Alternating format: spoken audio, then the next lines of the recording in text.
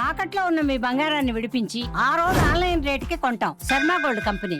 నమస్కారం, welcome to Suman TV. నేను గీతాంజలి. శ్రీ విశ్వావసు నామ సంవత్సరంలో తులారాశి వారి జాతక ఫలితాలు ఏ విధంగా ఉండబోతున్నాయి? ఈ సంవత్సరం తులారాశి వారికి చాలా బాగుందని అందరూ చెప్తున్నారు. అది నిజమేనా? ఎటువంటి యోగం పట్టబోతోంది? ఎటువంటి పరిహారాలు చేసుకోవాలి ఇంకా గొప్పగా ఉండేందుకు? తెలుసుకుందాం. వివరించేందుకు ప్రస్తుతం మనతో పాటు ఉన్నారు ప్రముఖ జ్యోతిషులు బ్రహ్మశ్రీ నందిభట్ల శ్రీహరి శర్మ గురువు గారు. వారితో మాట్లాడదాం. గురుగారు నమస్కారం అండి. సంపృక్తౌ వాగర్థ ప్రతిపత్తయే జగతః పితరౌ వందే పార్వతీ పరమేశ్వరౌ సదాశివసమారంభాం శంకరాచార్య మధ్యమాం అస్మదాచార్య పర్యంతం వందే గురు పరంపరాం ఆదిత్యాయ చ సోమాయ మంగళాయ బుధాయ చ గురు శుక్ర శనిభ్యశ్చ రాహవే కేతవే నమః. శృంగేరి జగద్గురు పీఠాధిపతులకి కంచి పీఠాధిపతులకి నమస్కారములు తెలియజేసుకుంటూ కార్యక్రమాన్ని ప్రారంభిద్దాం. గురుగారు, ఈ విశ్వావసు నామ సంవత్సరంలో జాతక ఫలితాలు తెలుసుకుంటున్నాం. ఇందులో భాగంగా ముందు అంటే సంవత్సరాలకి ఒక్కొక్క పేరు అనేది వస్తుంది, వాటి అర్థం కూడా ఉంటుంది కదా. విశ్వావసు అంటే అర్థం ఏంటండి అసలు? విశ్వావసు నామ సంవత్సరం, విశ్వావసు నామ సంవత్సరం అనగా గంధర్వ రాజులలో ఒక రాజు పేరు. ముఖ్యంగా వివాహం కాని అబ్బాయిలకి ఈ విశ్వావసు నామ సంబంధించినటువంటి ఈ గంధర్వుడి యొక్క మూలమంత్రముతో హోమము గనక జరిపించుకున్నట్లయితే తప్పకుండా ఆలస్య వివాహం అవుతున్నటువంటి అబ్బాయిలకి తొందరగా వివాహం అవుతుంది. అంతేకాకుండా ప్రధానంగా విశ్వావసు అనంటే విశ్వములో నమ్మదగినటువంటిది అని అర్థం. ఎవరినైనా కానీ మనం నమ్మగలిగినటువంటి వాళ్ళని సూచించేటువంటిది విశ్వము అంటే విశ్వము, విశ్వాసము అనేటువంటిది. కాబట్టి విశ్వావసు అనంటే నమ్మదగినదిగా అనేటువంటి అర్థంగా మనం తీసుకోవచ్చు. గురుగారు, తులారాశి వారి జాతక ఫలితాలు అన్ని చోట్ల నేను విన్నాను గురుగారు. అసలు తులారాశి వారికి అద్భుతంగా ఉంటుంది ఈ సంవత్సరం అనేది చెప్తూ ఉన్నారు. అది నిజమేనా? ఉంటే గనక ఏ విధంగా ఉండబోతుందో తెలియచేయండి. వాస్తవమేనమ్మా. ఎందుకనంటే తులారాశి వారికి ఈ సంవత్సరం పట్టిందల్లా బంగారం అన్నట్టుగా ఉంటుంది. కారణం ఏంటంటే యోగకారకుడైనటువంటి గురువు నవమస్థాన సంచారము, అలాగే శని భగవాను వారు షష్టమ స్థాన సంచార ప్రభావం, అలాగే రాహుకేతులు కూడా అనుకూలించేటువంటి పరిస్థితి వెరసి ఈ యొక్క తులారాశిలో జన్మించినటువంటి వారికి సంపూర్ణముగా ఎక్కువ కాలం, సంవత్సరంలో ఎక్కువ కాలం యోగదాయకంగా ఉంటుంది. కాబట్టి ఈ తులారాశి వాళ్ళు ఏదనుకున్నారో అవి చేసుకోవడానికి, అవి సాధించుకోవడానికి కొన్ని సమయాలు అనుకూలంగా ఉంటాయి. కాబట్టి ఈ సంవత్సరం మొత్తాన్ని కూడా మొత్తం 3 టైమ్ జోన్స్ లాగా మనం డివైడ్ చేసుకుంటే టైప్ 1 జోన్లోకి వచ్చేసేసరికి ప్రధానంగా మే 14వ తారీఖు రోజు వరకు, అనగా మార్చి 30 నుంచి మే 14వ తారీఖు వరకు తులారాశికి అష్టమ స్థానంలో గురు సంచారము, తర్వాత మే 14 నుంచి నవమ స్థానంలోకి, అలాగే మళ్ళీ సెప్టెంబర్ 28 నుంచి దశమ స్థానంలోకి ఉండడం. ఈ కారణం చేత మే 14వ తారీఖు తర్వాత సంపూర్ణముగా గురువు అనుకూలంగా ఉండబోతున్నాడు. కాబట్టి ధనకారకుడు, విద్యాకారకుడు, సంతానకారకుడు, కీర్తి ప్రతిష్టలకు సంబంధించినటువంటి వాడు, పనులలో అనుకూలతలో ఉన్నటువంటి విధానంలో యోగించేటువంటి గురుగ్రహము మే 14వ తారీఖు తర్వాత వచ్చే సంవత్సరం విశ్వావసునామ సంవత్సరం అయిపోయేంత వరకు కూడా గురువు సంపూర్ణమైనటువంటి మద్దతు, యోగాన్ని ఇవ్వడానికి సిద్ధంగా ఉన్నాడు. కాబట్టి ఏదైతే ఈ ఉగాది నుంచి మే 14 వరకు గురువు అనుకూలంగా ఉన్నాడు. కాబట్టి ఎవరికి ఇబ్బందికర పరిస్థితులు, సంతానం కోసం ఎదురు చూసేటువంటి వాళ్ళు కొంత నిరాశగా ఉంటుంది. అలాగే విద్య సంబంధమైనటువంటి విద్యాకారకుడు, ధనకారకుడు కాబట్టి విద్యపరంగా, ధనపరంగా ఏవైనా ఎక్స్పెక్టేషన్స్ పెట్టుకునేటువంటి వాళ్ళకి బాగా కష్టపడితే తప్ప ఫలితం లభించినటువంటి పరిస్థితి. ఇక ప్రధానంగా చూసుకున్నట్లయితే ఈ టైప్ 1 జోన్లోనే మార్చి 29వ తారీఖు నుంచి మీనరాశిలోకి ప్రవేశం చేస్తున్నాడు శని భగవానుల వారు. ఇది యోగించేటువంటి సమయం. కాబట్టి ఇక్కడ యోగించేటువంటి సమయం, ఇక్కడ ధనకారకుడు అనుకూలంగా లేడు, కానీ శని యోగిస్తున్నటువంటి కారణం చేత మీరు చేస్తున్నటువంటి వృత్తి, ఉద్యోగ, వ్యాపారాలలో సంబంధించి కింది స్థాయి వలన మేలు జరుగుతుంది. ఆ మేలు జరగడం ద్వారా వచ్చినటువంటి ధనాన్ని సేవ్ చేసుకోలేకపోవడం వల్ల నష్టపోతారు మే 14 వరకు. కాబట్టి వచ్చిన డబ్బుని ఏదో విధంగా ఫిక్స్డ్ అసెట్ రూపంలో మే 14 వరకు పెట్టుకొని, మే 14 తర్వాత ఈ శని అనుకూలము, గురు అనుకూలం ఉన్నటువంటి కారణం చేత విపరీతమైనటువంటి రాజయోగాన్ని మే 14వ తారీఖు తర్వాత పొందుతారు. కాబట్టి డబ్బులు వచ్చినా శని భగవాన్ వల్ల డబ్బులు వస్తాయి, కానీ గురువు అనుకూలంగా లేని కారణం చేత డబ్బులు ఖర్చు అవుతుంటాయి. అలాగే ఇక్కడ ప్రధానంగా ఇది ఈ శని మీనరాశిలో ఎప్పుడైతే సంచారం చేస్తుంటాడో అప్పటి వరకు కూడా, అనగా మార్చి 29వ తారీఖు నుంచి జూలై 12వ తారీఖు వరకు మీనరాశిలో సంచారం చేస్తుంటాడు. ఈ సమయంలో శత్రుంజయము మరియు రాజకీయ సంబంధమైనటువంటి ప్రత్యర్థుల మీద పైచేయి సాధించడము, అలాగే కోర్టు సంబంధమైనటువంటి విషయాల్లో మీకు చక్కగా అనుకూలమైనటువంటి తీర్పు రావడము, అలాగే ఆటలకు క్రీడలకు సంబంధించినటువంటి వాటిల్లో మీరు సంపూర్ణంగా ఫస్ట్ ప్లేస్లో ఉండడం అనేటువంటిది ఈ యొక్క శని ప్రభావం వలన గోచరం అవుతుంది. క్రీడా రంగంలో ఉన్నటువంటి వాళ్ళకి, విద్యార్థులకి, అన్ని రకాలుగా కాంపిటేటివ్ ఎగ్జామ్స్లో ఉన్నటువంటి వాళ్ళకు కూడా శని అనుగ్రహిస్తాడు. కానీ గురువు అనుకూలం మే 14 వరకు లేదు కాబట్టి బాగా కష్టపడే ప్రయత్నం చేయండి, ఈ శని అనుకూలంగా ఉంటాడు.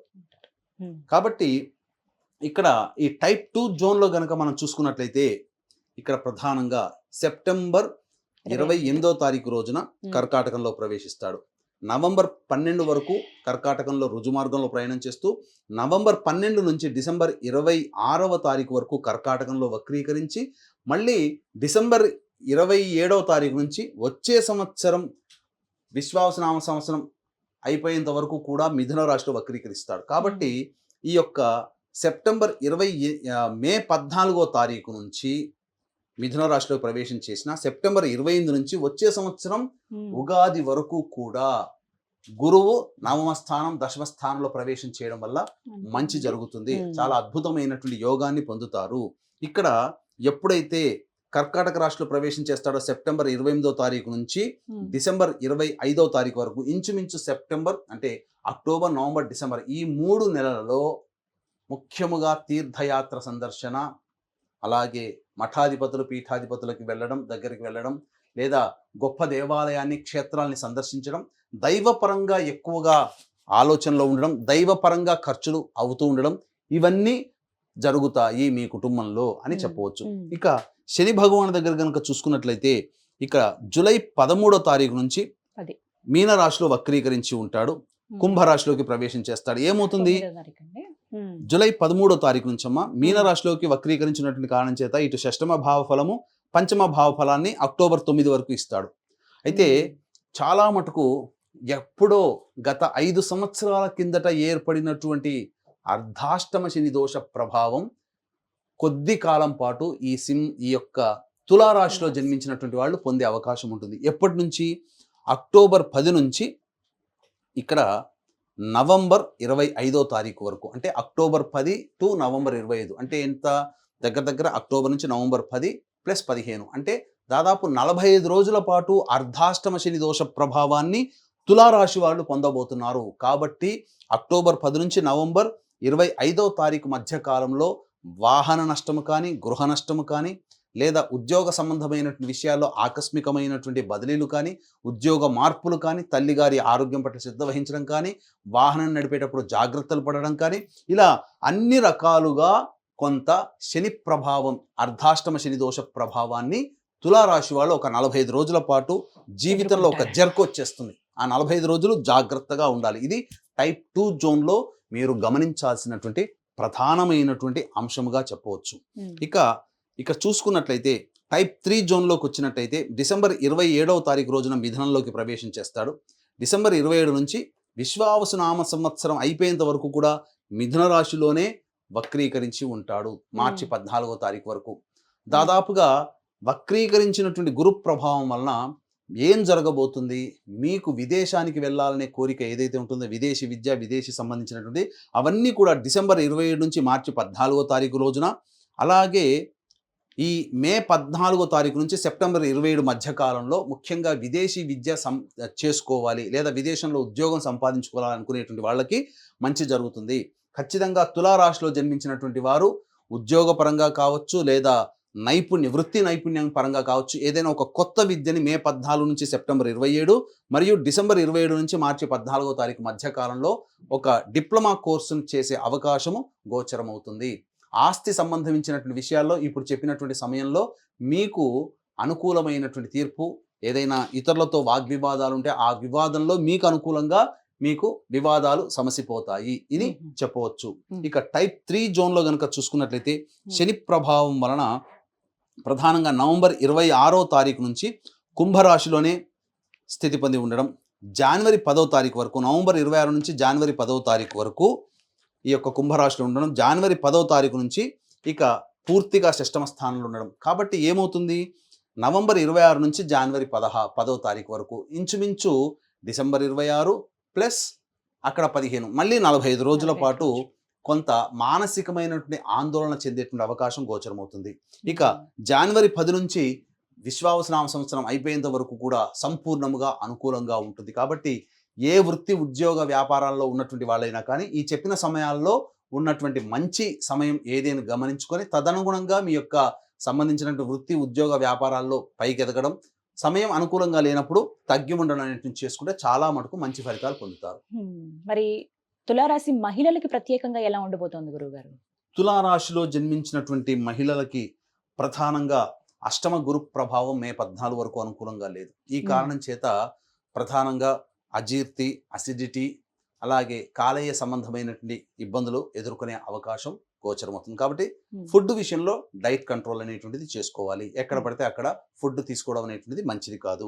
ఇక ప్రధానంగా ఈ సంబంధించినటువంటి అక్టోబర్ 10వ తారీఖు నుంచి ప్రధానంగా ఈ శని భగవానుల వారు కుంభరాశిలో ప్రవేశం చేయడం, అలాగే అక్టోబర్ 10 నుంచి జనవరి 9 వరకు ఈ సమయం అనుకూలంగా లేదు మహిళలకి. కాబట్టి ఈ సమయంలో కూడా కింది స్థాయి వాళ్లతో అక్టోబర్ 10 నుంచి జనవరి 9 వరకు మీ కింది స్థాయి వాళ్లతో మాటలు పడాల్సినటువంటి పరిస్థితి వస్తుంది. కాబట్టి ఉద్యోగంలో సహచరులతో కానీ, అధికారులతో కానీ, వ్యాపారం చేస్తున్నట్లయితే ఇతరులతో కానీ జాగ్రత్తలు పాటించండి. ఇక ముఖ్యంగా బాధ్యతాయుతమైనటువంటి గౌరవ మర్యాదలకు మాత్రం ఎటువంటి లోటు రాదు. మీ మాట వేద వాక్కుగా కుటుంబ సభ్యులు అందరూ పాటిస్తారు.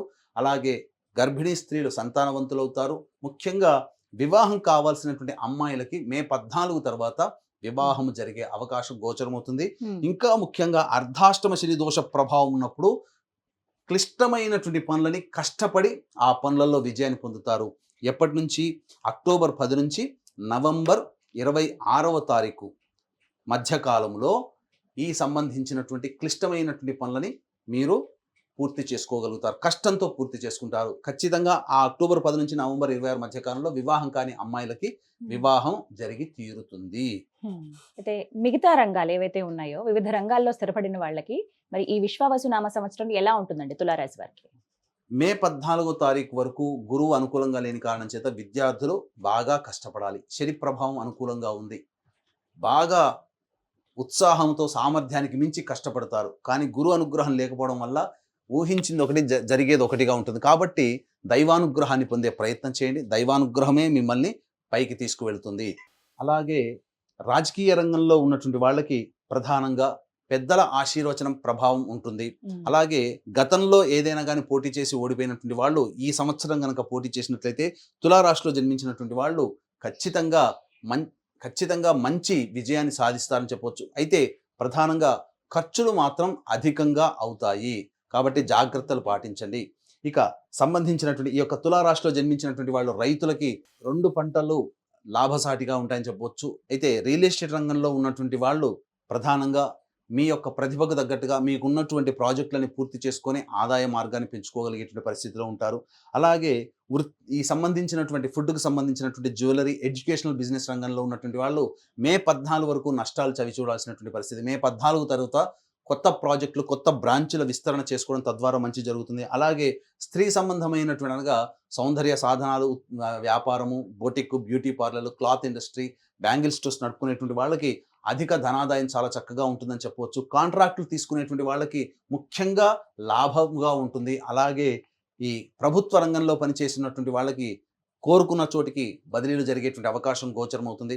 అన్ని విధాలుగా అన్ని రంగాలలో ఉన్నటువంటి వాళ్ళకి ముఖ్యంగా సిమెంట్, ఇసుక రంగంలో ఉన్నటువంటి వాళ్ళు, అలాగే నూనె వ్యాపారస్తులు, బట్టి వ్యాపారస్తులు, అలాగే ఈ సంబంధించినటువంటి మైనింగ్ రంగంలో ఉన్నటువంటి వాళ్ళకి అధిక ధనాదాయం చాలా చక్కగా ఉంటుంది. ఆటోమోటివ్ రంగంలో ఉన్నటువంటి వాళ్ళు కూడా వ్యాపార అవకాశాలు, విస్తరణలు బాగా జరుగుతాయి. తద్వారా అధిక లాభాలు పొందేటువంటి అవకాశము గోచరమవుతుంది. తర్వాత అన్ని రంగంలో ఉన్నటువంటి వాళ్ళకి గురు, శని, రాహుకేతుల యొక్క ప్రభావం అనుకూలంగా ఉంటుంది అని చెప్పవచ్చమ్మా. ఇక గురుగారు అంతా బాగుందన్నారు. అయితే కొన్ని రోజులు అనేవి కాస్త శని ప్రభావం ఉంటుందని చెప్పారండి. అలాగే గురు ప్రభావం కూడా ఉంటుంది కాబట్టి మరి వారి అనుగ్రహం కోసం ప్రత్యేకంగా ఎటువంటి పరిహారాలు చేసుకుంటే మంచిదంటారు? ముఖ్యంగా ప్రధానంగా మనిషికి సంబంధించినటువంటి ఆకస్మిక ప్రమాదాలు కొన్ని చోటు చేసుకుంటాయమ్మా జీవితంలో జాతకరీత్యా. అటువంటి ఆకస్మిక ప్రమాదాలు కానీ లేకపోతే వాహనం నడిపేటప్పుడు ఎటువంటి జాగ్రత్తలు తీసుకోవాలంటే సెప్టెంబర్ 12 నుంచి డిసెంబర్ 6వ తారీఖు వరకు అనుకూలంగా లేని సమయము. ఈ సమయంలో వాహన ప్రమాదములు చోటు చేసుకోవడం కానీ, లేకపోతే ఏదైనా ఆపరేషన్స్ జరగడం కానీ జరిగే అవకాశం ఉంటుంది. అట్లాగే జనవరి 15 నుంచి ఫిబ్రవరి 23వ తారీఖు, వచ్చే సంవత్సరం జనవరి 15 నుంచి ఫిబ్రవరి 23వ తారీఖు వరకు కూడా అనుకూలమైన సమయం కాదు. తల్లిగారి ఆరోగ్యం పట్ల శ్రద్ధ వహించాలి. ఆ సమయంలో ముఖ్యంగా గృహోపకరణాలకి, గృహ మరమ్మతులకి ఖర్చులు అధికంగా అవుతాయి. వాహన ప్రమాదములు లేదా వాహన మార్పులు, గృహ మార్పులు ఈ జనవరి 15 నుంచి వచ్చే సంవత్సరం ఫిబ్రవరి 23వ తారీఖు వరకు చూడవచ్చమ్మా. అలాగే ప్రతి మనిషికి కూడా ప్రధానంగా దైవానుగ్రహం తప్పనిసరి. మీ యొక్క సంకల్పం, ఈ తులారాశిలో జన్మించినటువంటి వారు మీ యొక్క సంకల్పం ఈ సంవత్సరం సంపూర్ణంగా నెరవేరాలి.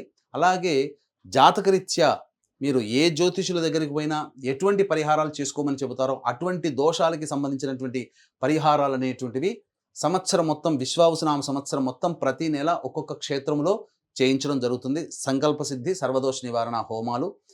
ఈ సందర్భంగా మహామహిమాన్వితమైనటువంటి కాశీ క్షేత్రంలో ఏప్రిల్ 18వ తారీఖు నుంచి ఈ కార్యక్రమం, మొట్టమొదటి కార్యక్రమం అక్కడ నుంచి శ్రీకారం చుట్టబోతున్నాం. అవకాశం ఉన్నవాళ్ళు ఈ కార్యక్రమంలో సభ్యులుగా నమోదు చేసుకోవచ్చు.